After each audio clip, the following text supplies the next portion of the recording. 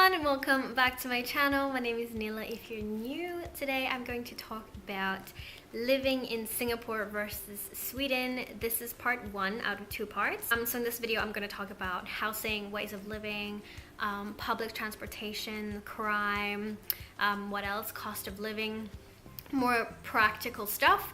And in my other video I'm going to be talking about more like the social life, how it is to be a student, like the mindset in the different countries. Without wasting any more time, I'm just gonna jump right into the video. I have a little list on my phone here because there are quite a few things that I want to mention and I don't want to forget anything, so if I'm looking down, that's why.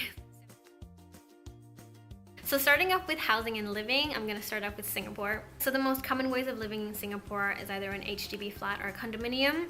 However, among foreigners, condominiums are the most popular because it's just easier for foreigners to live in condominiums, I believe, because HDBs are, I think there are restrictions for foreigners when it comes to HDBs, mainly because the government wants to make sure that the Singaporean citizens have a place to stay, like in the first hand, if I'm not wrong. Correct me if I'm wrong. But anyway, so a condominium comes with like a pool, a gym, and the apartments are often more modern. I stayed in a condominium myself and I'm gonna go through the costs for it later in this video. So when it comes to finding a place to stay in Singapore, it's actually very easy. There's always something that's available and you're really free with choosing which area you want to stay in because, like I said, there's always something available. A very common way of living in Singapore is to rent a room in a shared apartment or like with a family, because it's just really expensive to get your own place, especially if you're young or if you don't have a very high income. So sharing an apartment and renting just a room is a very common way of living. So moving on to Sweden, people in Sweden usually live in just regular flats or in a house. Compared to Singapore, it is not as easy to get a new place in Sweden, and the waiting times are often just way longer. We're talking years. On the other hand, most people actually can afford to live in their own place, their own apartment. Even students that might only work part-time and then take loan from the government can, depending on what city they live in, still afford to live on their own without any roommates. So moving on to public transport. So in Singapore, there's the MRT, which is the train or the subway, and then there are buses. And to get around, you use an EasyLink card, which you can charge with how much ever you like. And they charge different amounts depending on how far you travel. If you travel only one station with the MRT, it will charge like 70 cents, which is so cheap. It's really windy outside. I'm sorry. I don't know if the camera is gonna catch that. I'm sorry if it does. Anyways, so there are no food and no drinks allowed on the MRTs or buses, which makes it very, very clean, and people actually follow the rules. So it's like, again, yeah, it's really clean. There are no smells of food or anything like that. So Sweden is kind of like the same idea of the public transport. We have the subway in the capital city. There are trams in Gothenburg, which is the second biggest city in Sweden, and in all the other cities we have buses. And obviously there are different like bus cards or train cards for different cities, because obviously Sweden is so much bigger than Singapore, so it's not one card for the whole country, but it's still the same idea. You usually pay like monthly for the cards. So like in my hometown, I used to pay around 200 crowns, and then I could use my card as many times as I wanted throughout the month. It doesn't charge you for like the distance or anything. They charge like a monthly cost. However, compared to the Singaporean public transport, it is not as clean, mainly because people don't really follow the rules. There are rules of like no drinking, no eating on the buses and stuff, but people don't always follow that, and because of that, it is not as clean. So I'm gonna move on to crimes. I'm not gonna talk that much about it because I feel like it's quite hard to compare the crime rates of Singapore and Sweden, because Singapore is literally the same size as like the county that my hometown belongs to. It's just so much smaller and it's a much younger country as well. So I feel like it's not really fair to compare the crime rates because the two countries are just not comparable like that. But just to give an idea of the crime rates in the different countries, Singapore is very safe.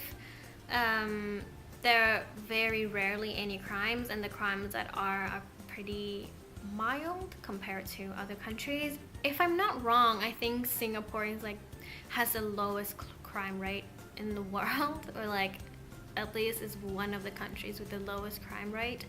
And I think that says a lot. I mean, it's really safe. I've never ever felt unsafe in Singapore. So in Sweden, there are definitely a lot of crimes compared to Singapore. I mean, different crimes make the headlines on a daily. It's definitely not as safe. I guess depending on where you live as well. But then again, like I said, I don't think it's really fair to compare both of the countries because there are so many factors that play in. I mean, no one would ever really compare Singapore to the US, I believe, like when it comes to crime rates, because you just can't really do that. It's because, again, like there are so many factors that play in.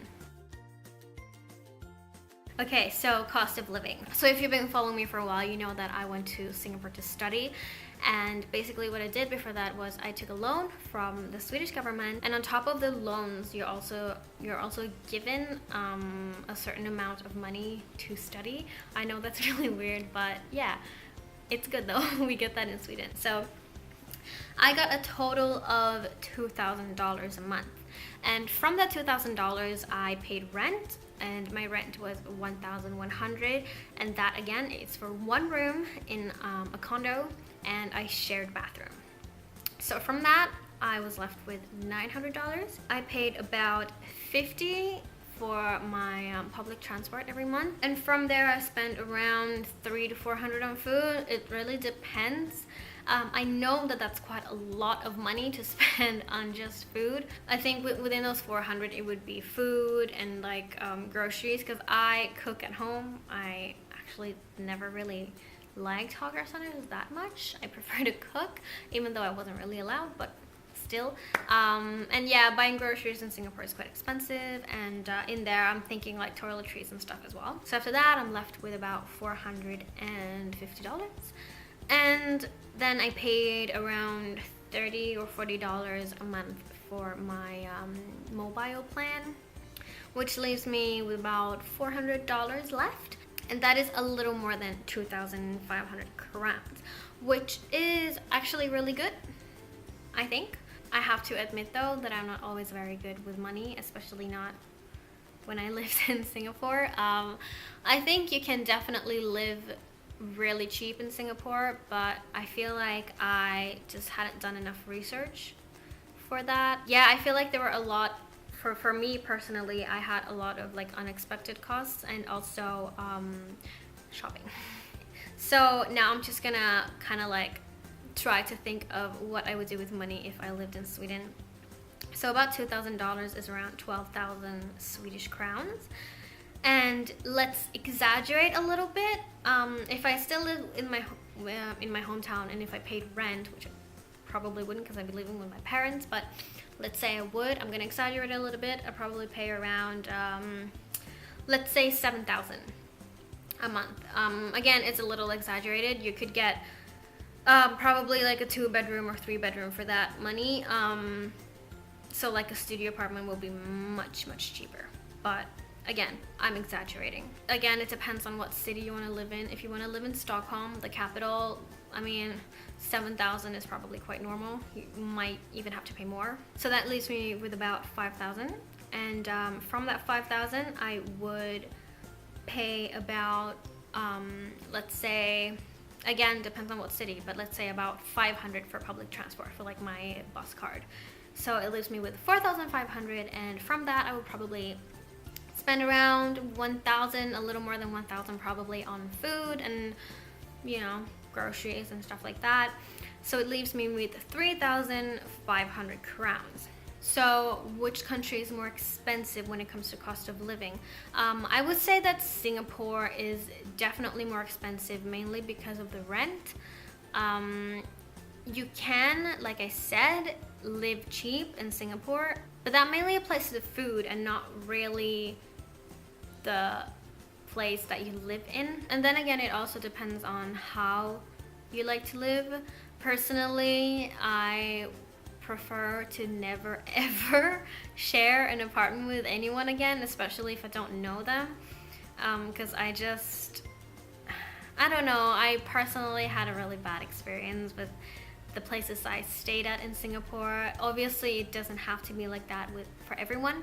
And another thing is that in order for you to keep the food part of your budget cheap, you'd have to eat at hawker centers pretty much every day, because groceries are relatively expensive. I guess there are these like fresh markets that you can go to. I've never been to one myself, honestly, but I guess they might be cheaper. But the overall living cost is more expensive in Singapore. Singapore isn't exactly famous for being cheap when it comes to living. It's actually one of the most expensive places to live in the world, I believe. It's definitely on the top of the list. To go back to Sweden, the rents are lower. Eating out is definitely more expensive in Sweden than what it is in Singapore. But on the other side, groceries are cheaper. But yeah, of course, there are pros and cons of living in both countries, so that's just what it is. But yeah, so that is the end of the first part of my Sweden versus Singapore series, or whatever you like to call it. Please feel free to comment below if I missed something, or if you want to correct me on something. But yeah, like I said, the next video will be more about the social, about the people, and more about that. So stay tuned for that, and I will see you in my next video. Bye!